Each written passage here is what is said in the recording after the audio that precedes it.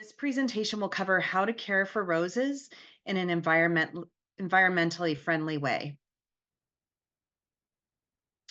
So today I'll cover rose basics with an emphasis on environmentally friendly roses, care and maintenance.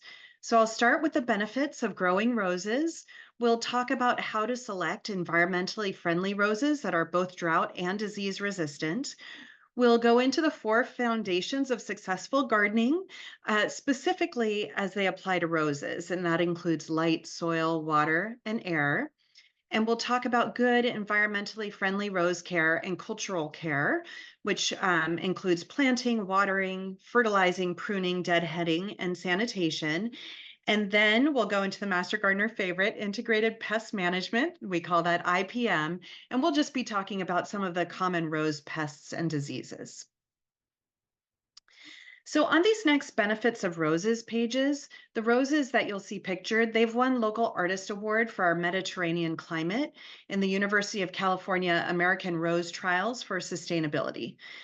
UC Davis reserves their blue ribbon for plants that maintain high standards of aesthetic quality over the growing season on their lowest irrigation level.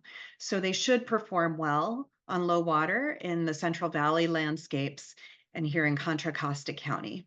UC Davis also tests roses for viral diseases, and so they do a lot of research on the roses that they award their awards. So I really like this definition of biodiversity. For me, it really captures how every living thing in your garden is important. So even bugs that you consider bad bugs, like aphids, they have value because beneficial insects eat them or use them. And really, the careful selection of rose varieties and good cultural care, which is really maintenance practices, will help you increase the biodiversity of your garden world and help it thrive.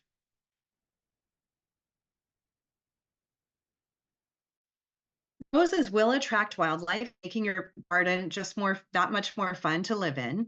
Insects thrive on the pollen produced by roses, especially single flowered roses that have the open centers. They are particularly rich in available pollen. Roses will encourage biodiversity within the soil too. Rose hips, where the rose holds its seeds, those are a source of food for birds in the fall and winter, and they do add visual interest as well. And rose bushes provide birds with nesting sites and give small mammals shelter. Deer love to eat roses, so plant them where they can't find them if you don't want deer in your yard. Roses do look wonderful in a garden with a variety of other plants, such as other flowering shrubs, perennials, grasses, ground covers, and trees. Definitely accept a bit of imperfection on your rose bushes to encourage wildlife. Most of us aren't raising roses for competition. And use the environmentally friendly methods that this presentation will cover as you're growing your roses. Your roses and all the creatures who call your garden home will be very grateful. So roses are actually very hardy. Native species and heirloom roses are naturally drought resistant, and many roses have been hybridized for drought and disease resistance. If we stop watering, a plant's defense mechanism during drought is to go almost dormant. Roses will drop some leaves, blooming will stop, but they don't die and they'll recover during the next rainfall. Their other defense mechanism is to push the roots deeper, looking for water. And this is a really good thing. And I'll talk later about deep watering to increase drought resistance. Roses are beautiful for a large part of the year. They could bloom from February, March through December in every color imaginable, a wide variety of sizes, petals, petal shapes, and shades of green foliage. And roses can be low maintenance with minimal or no chemical use, easy fertilization techniques, and good cultural care. So let's talk briefly about what's important when you're selecting roses. Growers hybridize for disease resistance, so look for labels that state this. University and other organizations, they evaluate roses for sustainability and disease resistance, identifying those with the best qualities.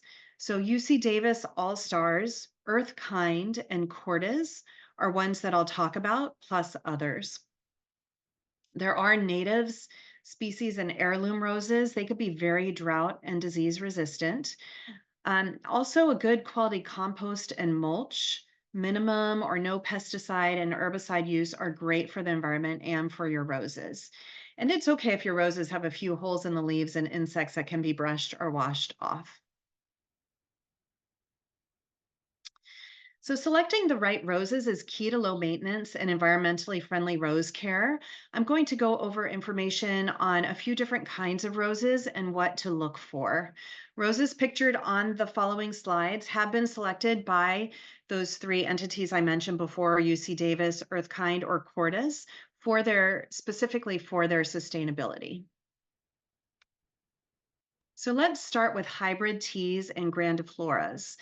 They're developed primarily for their large, showy flowers. Hybrid teas are the most common roses in home gardens today. They form a shrub 3 to 5 feet tall with large, mostly singular, spectacular flowers. And grandifloras combine the large flowers of hybrid teas with the increased bloom production of floribundas, and they have long stems on a vigorous shrub 5 to 8 feet tall. Floribundas and polyanthas have profuse blooms in clusters. These varieties are more disease resistant than many of the hybrid teas and grandifloras. Floribundas have smaller flowers borne more profusely in clusters on a shrub 2 to 4 feet tall, and many of today's newer varieties resemble hybrid teas. Polyanthas are vigorous, many caned, and usually grow up to 3 feet tall. Small flowers under 2 inches in large sprays provide massive color. They are almost always ever blooming. This next slide shows some shrub roses. They're also called landscape roses, and they were hybridized using floribundas for enhanced disease and pest resistant. They grow on their own root and are not grafted for resilience. They have glossy green leaves. They require less pruning, and thorns are smaller and fewer. Petals and spent flowers separate from the stems, eliminating the need to deadhead. And they flower throughout the year with the greatest blooms in mid-spring to early autumn. Knockout roses and drift roses were introduced to the market in 2000, and they've become some of the most popular roses. There are 3 types of landscape roses. The first is upright. These are medium large, uniform foliage and bloom, and you could use these as border plantings, screens, vertical accents, or an informal hedge. Mounding is the next type. It's more of a rambling landscape rose, and it's used in borders and mass plantings. And then there are ground covers, which are low growing and useful as covers for sloping banks, borders for walkways, or cascading over walls. The butterfly rose that you see on the screen is extremely popular. New leaves are coppery plum and change to green, and the shrub is covered with color-changing flowers, yellow, pale pink, and deep rose pink to magenta. Different shades will sweep over the shrub as the blooms mature at different rates. My favorite, the heirloom roses or old garden roses, are those that existed before 1867, and they're known for their hardiness and fragrance. Many, but not all, of the old garden roses offer a single bloom period. Their care is the same as modern roses, except that there might be less pruning needed for some. Really well established old garden roses can be watered once or twice a month or not at all, depending on the rose. So they're very drought resistant. Species roses are wild or pure roses of natural origin, and they originate from all around the Northern Hemisphere. They are the ancestors of all modern roses. Their leaves and petals they've even been found in Egyptian tombs, so they've been around a long time. They're mostly single flowers. Many grow well in really dry conditions. Most of these only bloom once per year, and they're followed by rose hips through the winter. Rosa glauca is popular because after the bloom, its silvery red foliage is lovely all summer long. The hips are orange. Once blooming roses often produce more flowers than others throughout the season. Their bloom period lasts 4 to 6 weeks, longer than many other perennials like peonies. Ladybanks will be smothered with fluffy butter yellow or snowy white blooms for up to 5 weeks. They are slightly fragrant. It grows profusely and gets huge unless kept heavily pruned. Many of these roses are thornless, very vigorously growing, and highly fragrant. Those are the species roses. So California does have native roses, 9 native roses and 10 variants for a total of 19. These 2 roses pictured here should do well in our county. The California wild rose that you see on the screen is open-faced with shades of pink from near white to magenta flowers. They are fragrant and it blooms abundantly spring and summer. These flowers attract butterflies and other pollinators.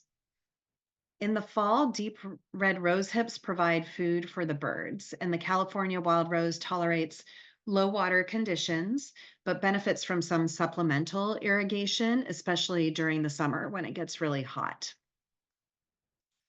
This shrub can form large thickets, making it a good choice for barrier planting. Pruning isn't needed if it does have room to grow. Otherwise, light shaping will keep it from overgrowing small spaces. It can grow 8 to 10 feet tall, 10 feet wide, so it can get big, and it's a very fast grower. The other rose pictured here, the bald hip rose, grows best in shady or sun-dappled areas. It has really fragrant blooms and shades of pink and lavender. The roses are flat and open-faced. It has vibrant green leaves and the flowers attract butterflies and bees. Hips are a great food source for birds. This is a good plant selection for a water-wise dry shade garden, and it's drought tolerant with low water requirements. It's smaller than the wild rose. It grows 3 to 7 feet tall and 6 to 9 feet wide and is a fast grower. So these are a couple natives that do well in our county. So roses are being bred and tested to resist disease and pests, plus require less water. Roses can be awarded designations of All-American Rose Selections. You'll see it as AARS, Star Roses and Plants. These roses earn this award after a 2 to 3 year evaluation around the country, including UC Davis.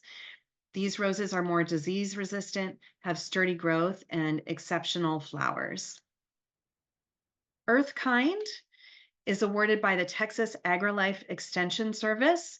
These roses have superior pest resistance, are drought tolerant, and require less fertilization and pesticide, plus provide outstanding performance.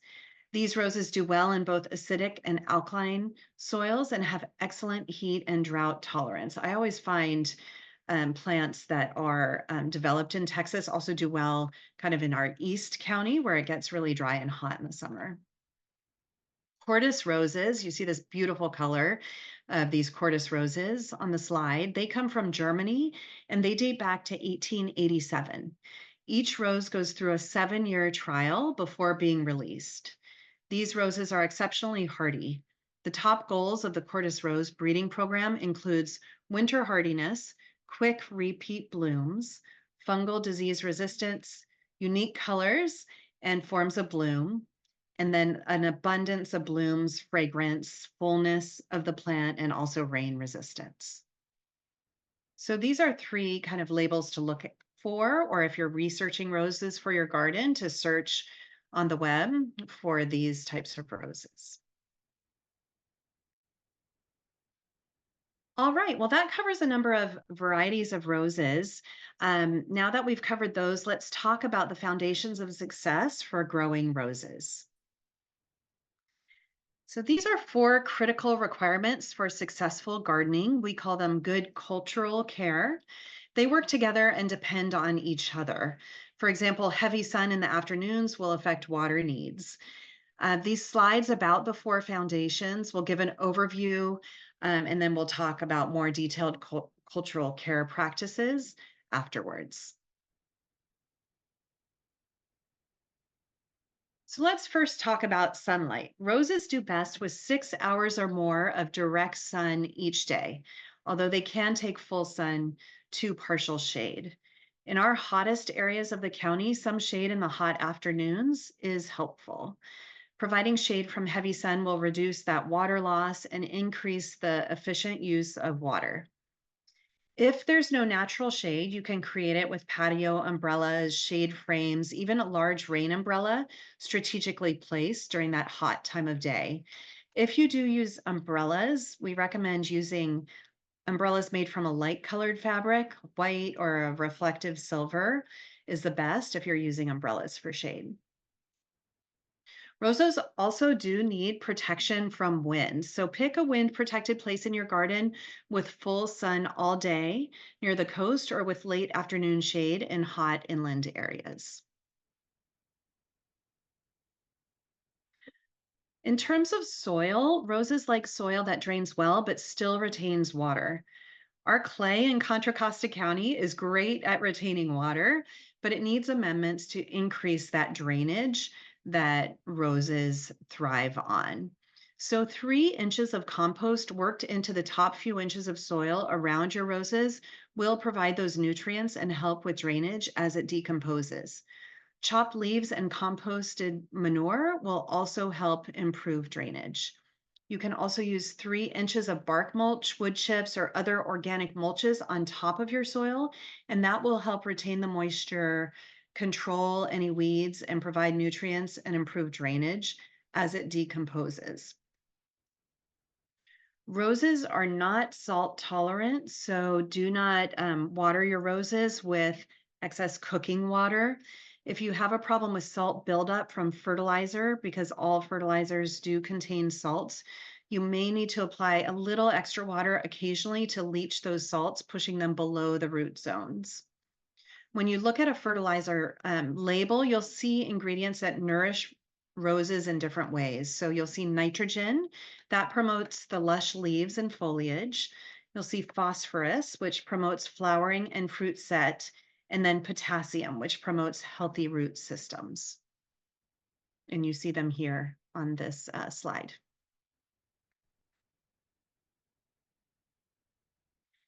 So aeration, all plants need air around them and in their soil. That air circulation is the movement of air around and through your plants. It helps with plant growth, with sturdiness and strength of branches and stems, and importantly, it helps prevent pests and disease. Air circulation through your rose bushes is critical, and it's accomplished with pruning, and we'll talk about pruning later in the presentation. When planting, space your roses enough apart for good air circulation and for room to move and work between the plants. Air or pore space is important in the soil for drainage as well to avoid compaction of the soil and water saturation. Overwatering reduces and can even eliminate that pore space the plant needs for air by filling it with water. So be careful about overwatering. And then let's jump into water. So drought resistance doesn't mean no water at all. Drought stress causes loss of leaves, cane sunburn, and spider mite problems. Floribundas, hybrid teas, and grandifloras will likely not bloom as often under drought conditions, but they can survive with limited watering while still providing beautiful blooms. Miniature roses do well with low water and can outbloom some of the other types of roses. Overwatering, wet leaves at night, and poor drainage can lead to some fungal diseases that will cover, mold, and nutritional deficiencies. Many people think that it's not good for roses to get their leaves wet. It's not a problem. It's okay. They just need to be able to dry in the sun. Roses don't do well with wet feet, which is a flooded or soggy root zone. Mulches will decrease water evaporation, they'll lower the soil temperatures, and they'll reduce weeds and can enhance the growth of the root system. Finally, just keep weeds under control. You don't want to waste your valuable water on weeds that will compete with your roses for water. Mulch will help with this. If you really want to grow without much water, select roses that bloom only once in the spring when moisture is at its highest.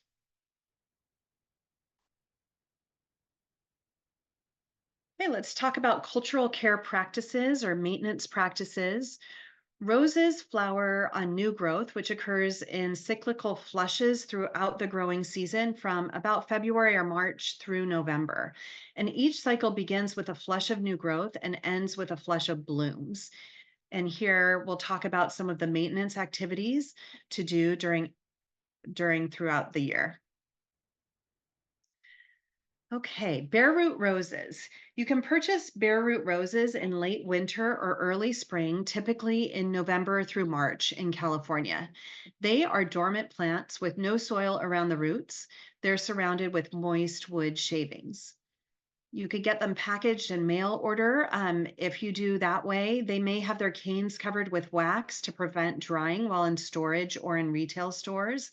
That wax will degrade and break away from the canes after the growth starts.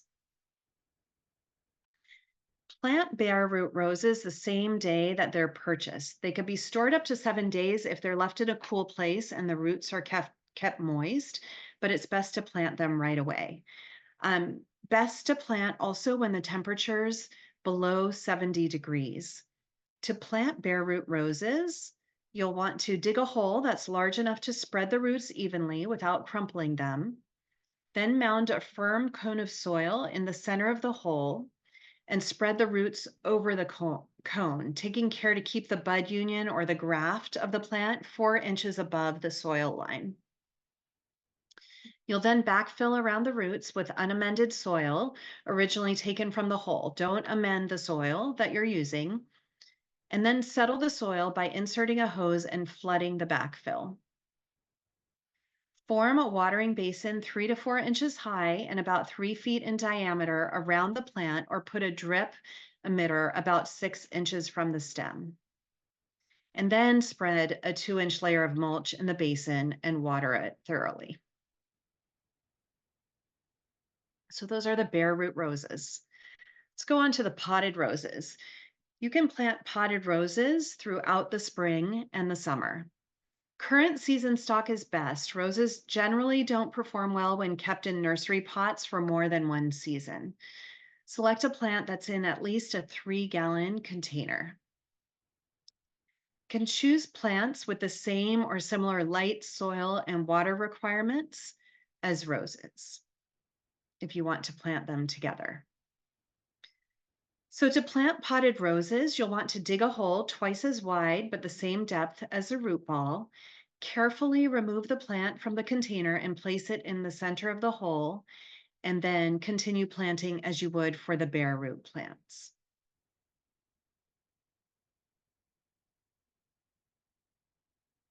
So we'll talk a little bit about training for drought resistance.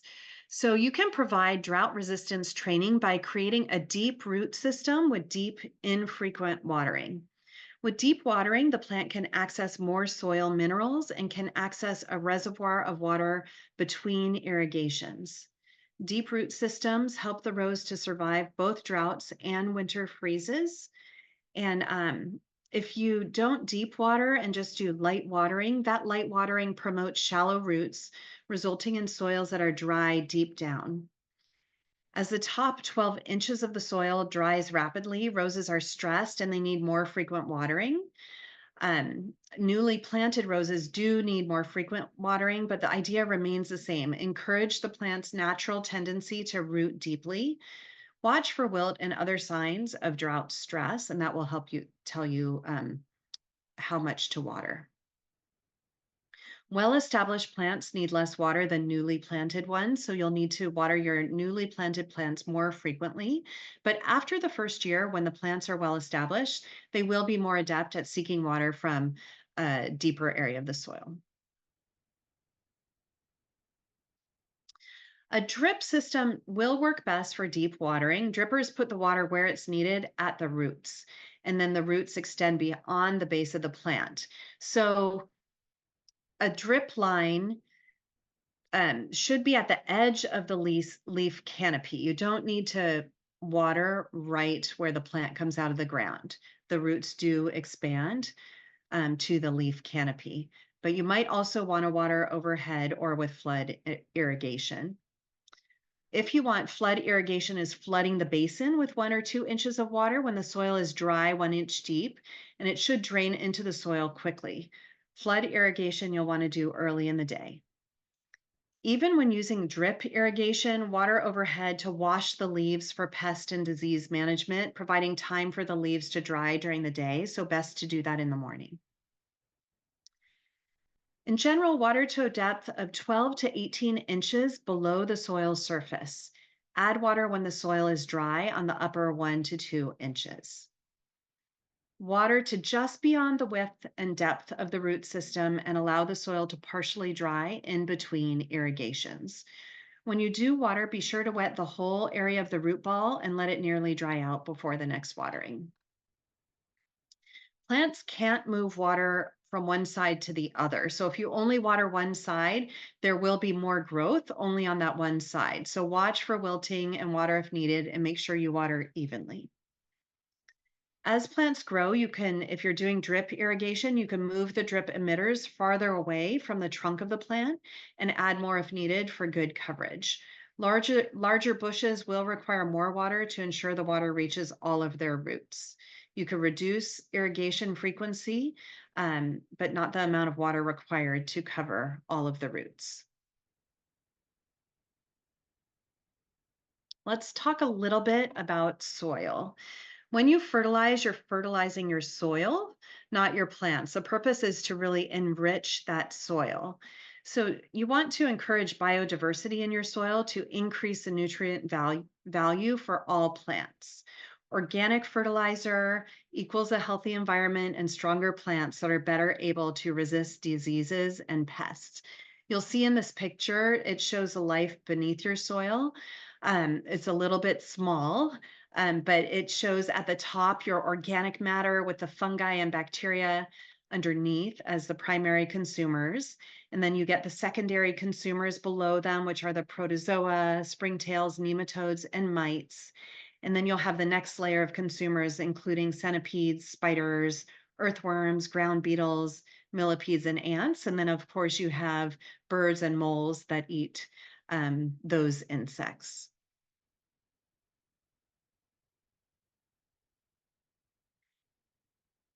So, our advice is to fertilize in moderation because over fertilizing is more damaging than under fertilizing. Follow the directions on the fertilizer label, the right amount of fertilizer, the right amount of water, and water, not dry soil.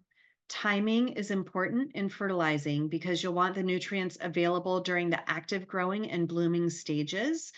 These stages start when the weather has warmed the soil and slow down as the soil temperature drops in the winter. Add 3 inches of compost to the top of your soil to add nutrients and drainage each year, and then top with a 3 inch layer of mulch.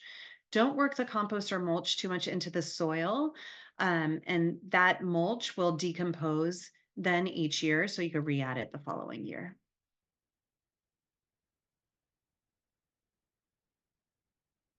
Fertilizers will help your plants produce more blooms on healthier shrubs. Yearly applications of compost and mulch may be all that's needed for your roses to thrive, but you can also use fertilizer. They could still bloom well without it if you miss a year. You will see a huge number of different fertilizer recommendations out there on the market. Soil, water, weather will all impact your fertilization needs, and different sources will have different recommendations. If fertilizer is needed, it can be a slow release fertilizer or applied one time during the year. The total amount of fertilizer applied during the growing season should not be more than the recommended yearly amount. So you'll see that on the packaging. You can apply up to 3 to 4 times a year before the new flush of growth. If you do 2 times a year, mid to late February and then early August are good times based on rose growing season. And if you do fertilize one time a year, spring is a good time to do that. For packaged rose food, you see continuing education recommends an NPK ratio of 3:1:2 or 1:3:3. So you see that here on the slide.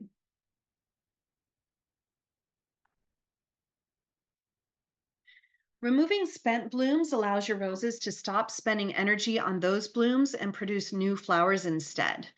Landscape and ground cover roses don't need to be deadheaded. Species and native roses don't need it either unless they create and you want rose hips.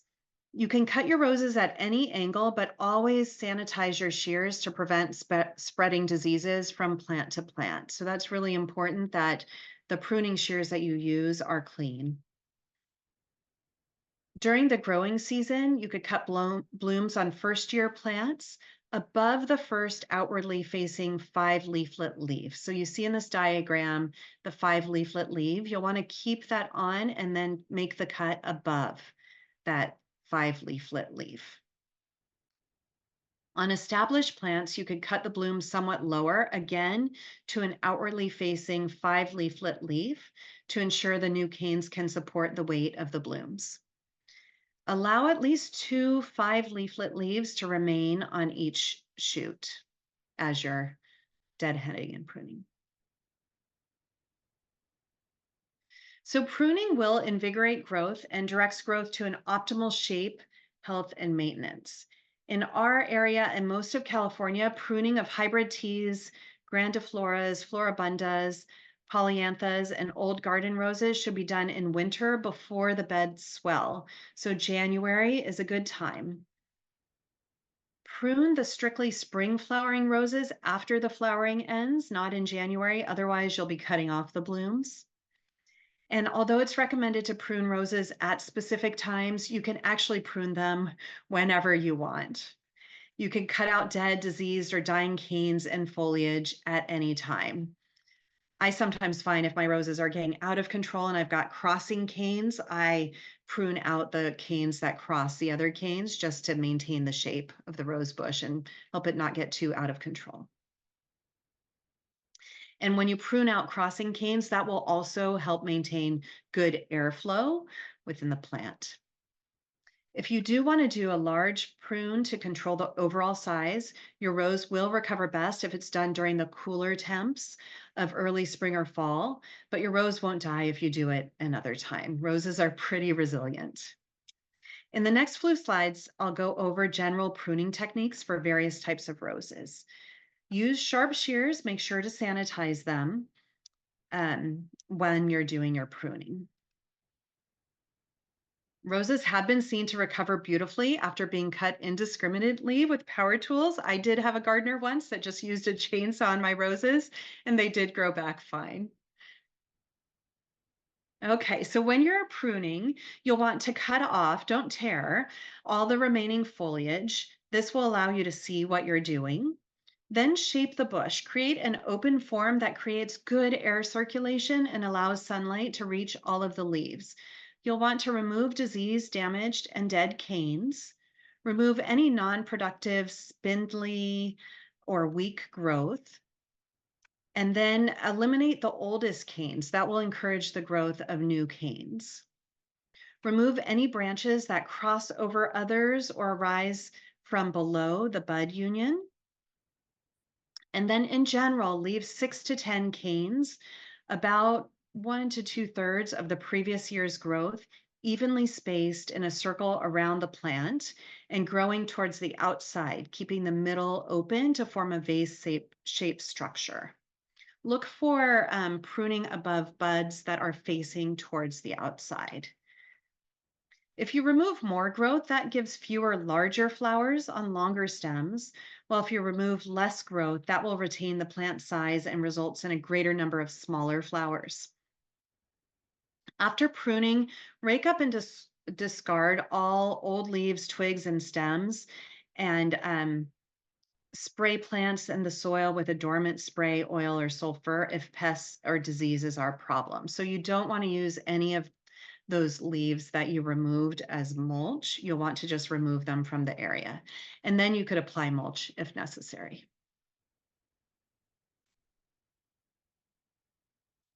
Climbing roses should not be pruned for 2 to 3 years after planting. That allows them to become large, well-established plants.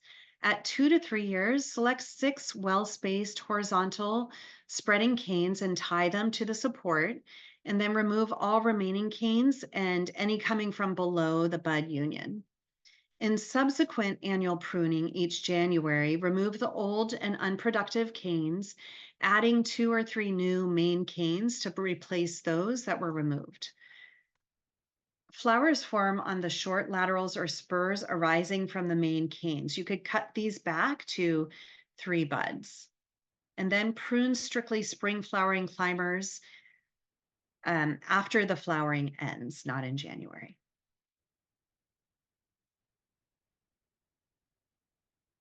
Landscaping or shrub type roses require less detailed pruning.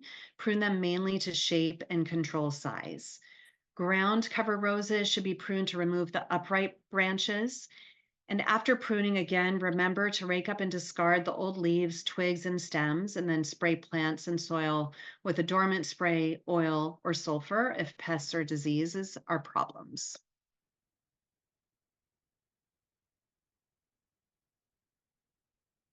Talk a little bit about mulching. Mulching will reduce the water loss, lower the soil temperatures when it's hot, keep roots cooler, reduce weeds and soil splash, which is an important factor in disease transmission. Mulch does break down into humus, which is good for your soil and food for plants. Mulch with 2 to 4 inches of organic materials such as wood chips. Don't spread it too thickly or build it up around your graft union. You'll want to keep it a little bit away from that trunk of the plant. Maintain clean growing environment and pick up any fallen leaves, toss the leaves and pruning clippings in the trash. They could spread pests and diseases, so you don't want to put them in your compost either. Manage weeds with mulch and hand weeding. Mechanical cultivation, such as hose, should be used with care. Just because roses are so shallow rooted, you might disturb the roses. Roses are very sensitive to glyphosate, which is Roundup, which can be absorbed through the stems and leaves. Garden landscapes can change. Plants grow or leave, trees grow taller, providing more shade. A neighbor might put in an addition that changes your sunlight, or you might just want to relocate a rose to where you'll like it more or be able to see it from your kitchen window. So the best time to move roses is in early spring, but more important than timing is to do it properly. So to move a rose, first you'll want to cut the rose back down to about a foot tall. Then dig up as much of the root ball as you can, slowly and gently with the soil fairly moist so the job is easier. When you take out your rose, pot it up with good fresh potting soil in a good sized pot. If the roots are too large to fit in the pot, you can prune them back so they'll fit easier and won't be damaged. A clean cut's better than a bad scrape. Pot up the rose even if you're going to plant it in the same day so that the roots stay protected while you prepare the hole that you're going to plant it in. If you're storing your potted rose before you put it in the ground, put it on the north side of a building to minimize temperature fluctuation during the day, and then water and check it frequently. Pots can dry out fast, especially if it's windy or very hot. In the new location, you'll want to dig a hole at least twice the size of the root ball. Plant at the same depth as in the original location or an inch deeper, and then place a graft 2 inches below the soil surface. Water it well, put a layer of mulch or compost on top, not touching the canes. Keep an eye on it until it sprouts new leaves. If shoots come from below the graft, prune those out. I think it's important to be wary of some home remedies, and some of these you'll find on the internet. These home remedies will not greatly impact your roses, where some can be harmful. So they range from not harmful to harmful. Eggshells. So eggshells, a home remedy that you might hear to amend the soil with calcium. However, it's very rare for our garden soil in Contra Costa County to lack calcium, and roses can't directly absorb calcium from eggshells. So while that won't harm your roses necessarily, it doesn't really do anything for them. The eggshells would need to be finely broken down and composted before they could provide accessible nutrients to your rose or other plants. Another home remedy you might find out there is Epsom salts. Epsom salts can actually cause a nutrient imbalance in the soil, and they're only helpful when you have a verified magnesium deficiency from a soil test. There's no scientific evidence that shows that Epsom salts repel pests or work as an effective fertilizer. Epsom salts have also been found to interfere with the plant's calcium intake from the soil. Coffee grounds are another one that you might have read about. They actually have a neutral pH of 6.5 to 6.8, and they won't increase the acidity of your soil. Studies have shown that their caffeine content can actually stunt plant growth. And when layered in the garden with mulch, they can create a hydrophobic barrier so water can't penetrate, and it's difficult for roses to get the needed water. There's even evidence that grounds can kill your worms that are in your soil. You can use the grounds after they decomposed along with other organic matter in compost. So grounds that have been put in compost aren't harmful, they'll just decompose and become part of that compost.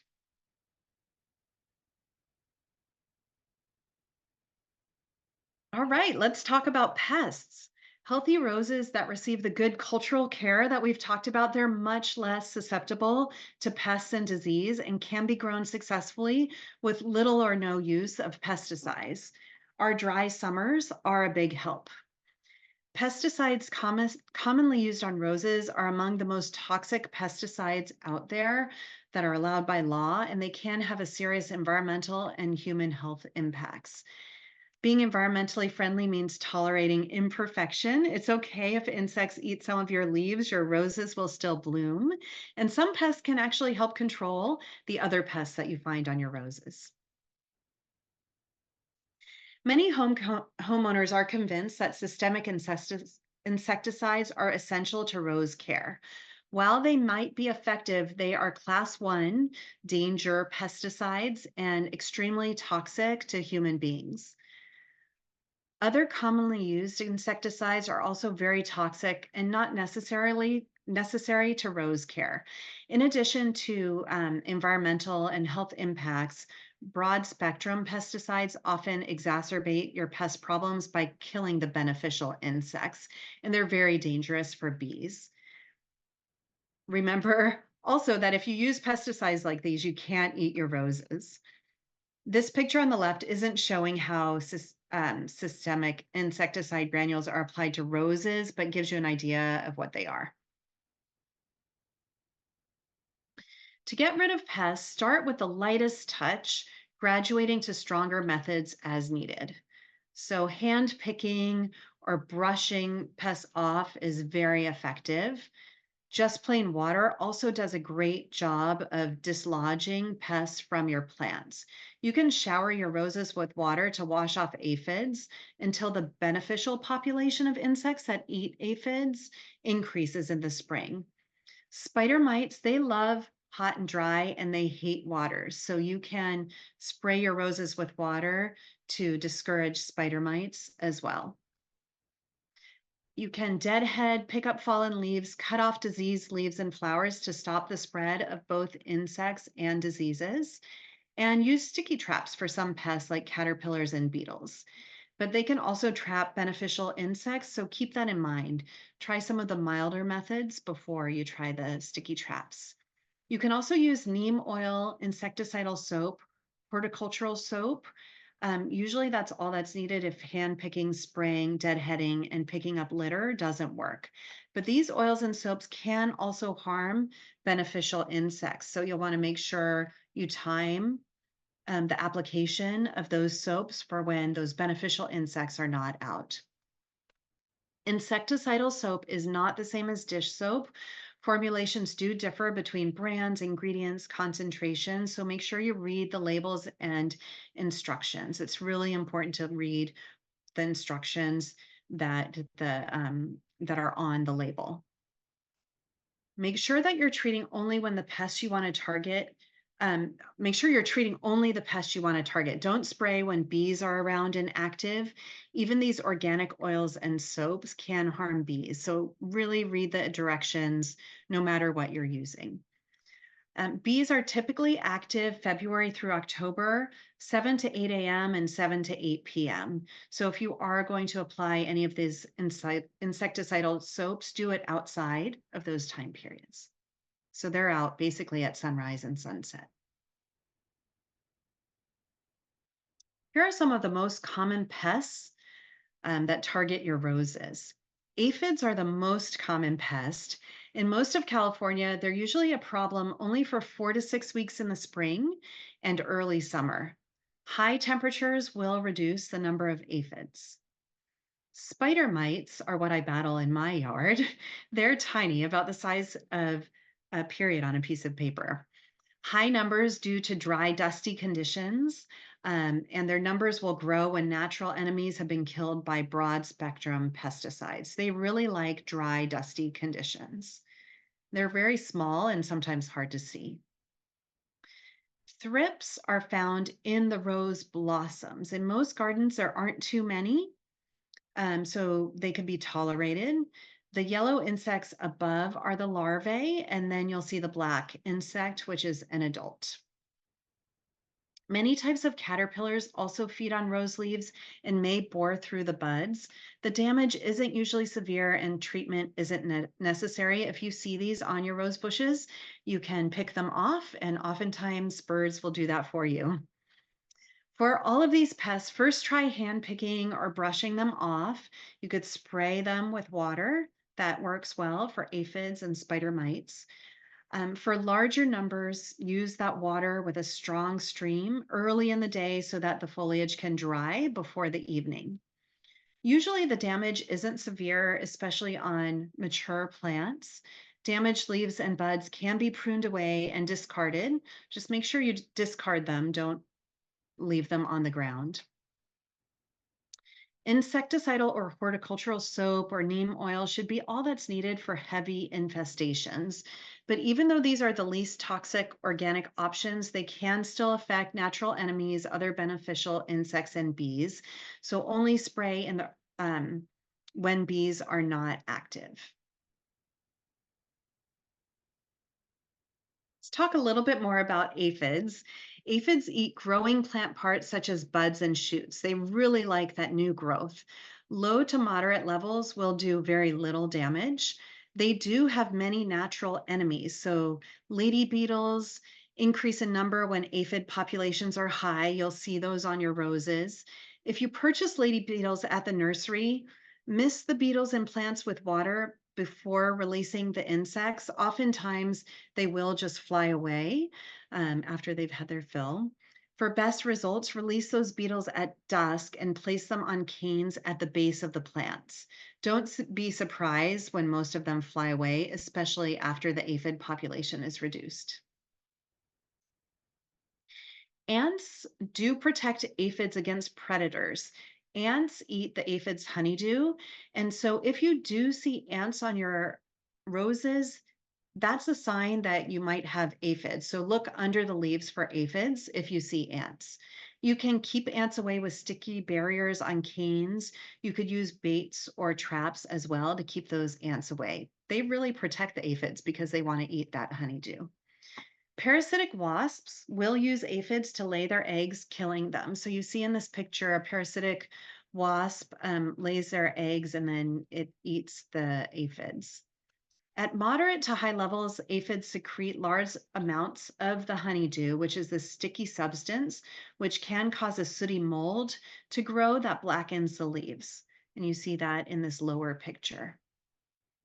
At high levels, aphids can kill rosebuds or reduce flower size. You see the picture on the top where the rosebuds are completely covered with aphids. Small numbers of aphids can be easily brushed off, but the easily The easiest and the most effective method is to wash the aphids off the plant with a strong stream of water early or in the day so the foliage dries before the evening. They're not going to fly back up if you wash them off. For heavy infestations, you can use the insecticidal soap or neem oil. That's the best, but only use if necessary when the bees aren't active in the early morning or after dusk.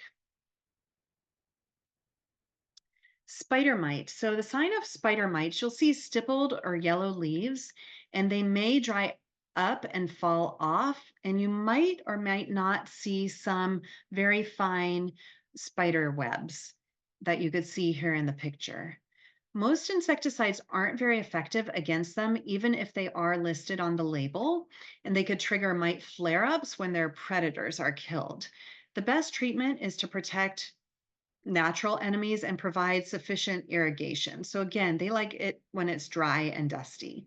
You can wash leaves with overhead watering periodically, reduce the dust, and remove insects with the spray of the water. If stronger controls are needed, try the insecticidal soap, horticultural oil, or neem oil. You can target the sprays to ensure coverage on the underside and the tops of the leaves. But remember, even these organic treatments can affect natural enemies and bees. Let's talk about thrips. These are tiny yellow or black insects, and they can be found in the blossoms of roses. They prefer fragrant, light-colored or white roses. You can see pictured on the left. The thrips cause blossoms to become distorted or streaked with brown. So if you don't see the insects, but you see those signs, it's possible that thrips are there. In most gardens, there aren't too many, and the rose bush can tolerate them. If you want to reduce these pests, you can clip and remove the spent blossoms regularly. You can control with insecticides, but that's difficult because they're mostly effective on early developmental stages when they're within the buds or the flowers, and the insecticide doesn't hit that part of the rose. So if possible, just tolerate these insects because the nymphs are spider mite predators. Many types of caterpillars feed on rose leaves. They may also tie leaves with silk. Caterpillars may bore through buds, leaving a large hole, and the petals will be chewed when they open. Damage isn't usually severe and treatment isn't necessary. You can hand pick or clip out the leaves and prune out and destroy the damaged buds. Using a sticky material on stems is also effective control for caterpillars. If treatment is necessary, you can use BT for caterpillars.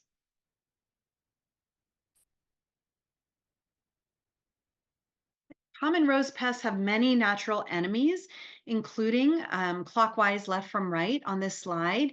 You can see green lacewings, soldier beetles, lady beetles, parasitic wasps, and serpent flies. So if you see any of these um, insects on your roses, don't try to get rid of them. Say thank you. They are most likely there to eat aphids or spider mites. Okay, let's talk about some diseases that you might find on your roses. Let's start with powdery mildew. Powdery mildew produces a white to great powder on both sides of the leaves. It can extend to shoots, buds, and occasionally petals. Leaves may distort and drop. There are rose varieties that are resistant to powdery mildew, but it varies greatly. You'll want to look on the label of your roses to see if they were bred for resistance. You'll find that landscape shrub varieties are among the most resistant to powdery mildew. Glossy foliage varieties of hybrid teas and grandifloras often have good resistance to powdery mildew as well. Rust, which you see here, prefers cool, moist weather and might be a problem during wet years. Infected leaves may drop prematurely and exhibit small orange pustules on the undersides, while the upper sides often discolor. So you see this yellow stippling on the leaves on the slide here. Black spot, I've experienced on my roses. It produces black spots with feathery or fibrous margins on the upper surfaces of the leaves and stems.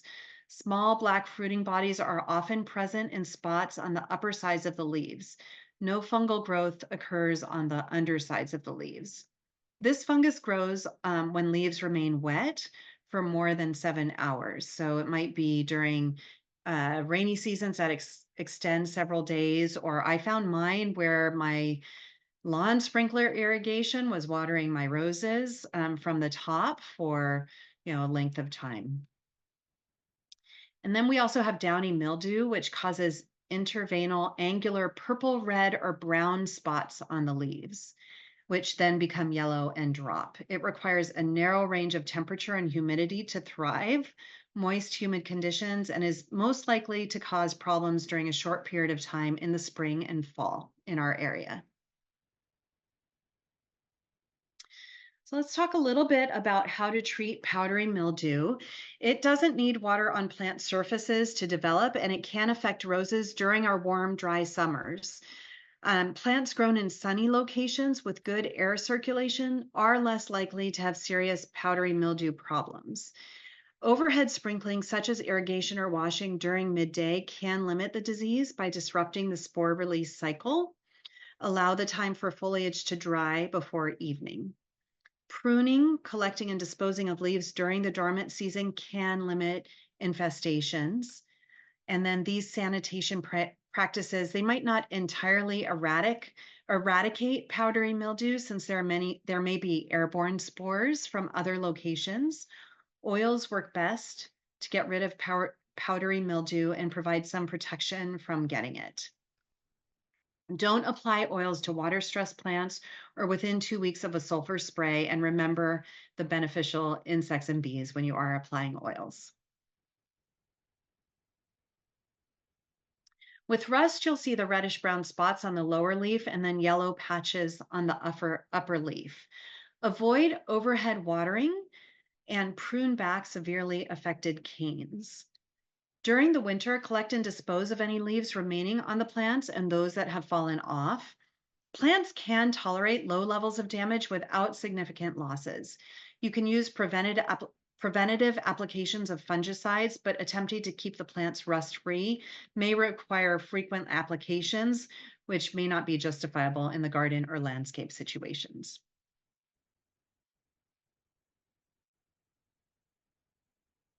Black spot are these black spots, dark blotches, and yellowing on top, but not on the undersides of leaves. And the fungus will grow when leaves are wet more than 7 hours. If you're washing the plants to reduce pests, like you want to get the spider mites or aphids off, do it in the morning or midday. That way leaves will have a chance to dry before the evening. If you've got lawn sprinklers and they go off in the evening, make sure that they are not watering your rose leaves. That was my problem. Provide good air circulation around the plants and remove fallen leaves and infested material, stripping off the leaves, and prune out infected stems during the dormant season. Oils, including neem oil, are effective in reducing black spot. If the cultural controls prove to be inadequate, there are fungicides such as potassium bicarbonate and sulfur, which are effective against the black spot. There are also some preventative fungicides such as chlorthalonil, which may be preventative for the next season. Miniature roses are more susceptible than other types, although a few varieties are reliable resistant to all strains of black spot. Again, check the label. To reduce downy mildew, increase air circulation with pruning and avoid frequent overhead watering that allows foliage to stay wet instead of dry out. Control with fungicides is very difficult, so environmental management is much more likely to be effective when you're battling downy mildew. There are some viruses that attack roses. Viruses are typically caused by propagation procedures before you buy the plant. So they're already there within the plant. The symptoms are not always obvious, so virus-tested plants are advantageous. Damage is typically cosmetic with very little reduction in plant vigor, but there may be some decrease in vigor in smaller, fewer flowers. You may see the term virus-free roses, but most plants have cryptic viruses in them, so that's not completely true. UC Davis uses the term virus tested or specific virus tested, meaning the plant material has been tested for specific viruses known to cause rose mosaic disease and other problems. Worldwide, plant material free of known viruses that cause disease symptoms is referred to as clean stock. So if you see that term, you know that they've been tested. There's really no effective method that exists for eliminating viruses. And finally, I'll talk a little bit about abiotic disorders. These are environmental problems. So they could be nutrient deficiencies. If you see leaves that yellow or older leaves that drop, that's typically due to low nitrogen. There might be a nutrient excesses. So plants might show lack of vigor and short shoots with no definitive leaf symptoms. You might have excessive nitrogen, which leads to vigorous, tender green growth at the expense of flowers that's attractive to pests and may be more susceptible to diseases. Um, might be boron, which can reach high levels in some California soils, causing stunting, chlorosis, marginal browning of newest leaves. This can be determined in a soil test. You could have herbicide damage. I had a friend whose gardener sprayed too close to the roses and it affected her roses. And you'll see a variety of symptoms, including cupped, curled, or yellowed leaves, small leaves, or plant death. Damage from glyphosate may not appear during the application season. It might show the following spring as a proliferation of small shoots and leaves from buds. The plant will outgrow the injury if the dosage wasn't too high. So diagnosing these, you'll just want to compare what the leaves look like compared to some of the other bacterial or fungal diseases that we talked about earlier. I have a friend that had her bush too close to the dryer vent in her house and couldn't figure out what was happening until she realized that it was the dryer blowing warm air on the plant for hours at a time that was causing the problem. Okay, and that brings me to the end of my part of the presentation. So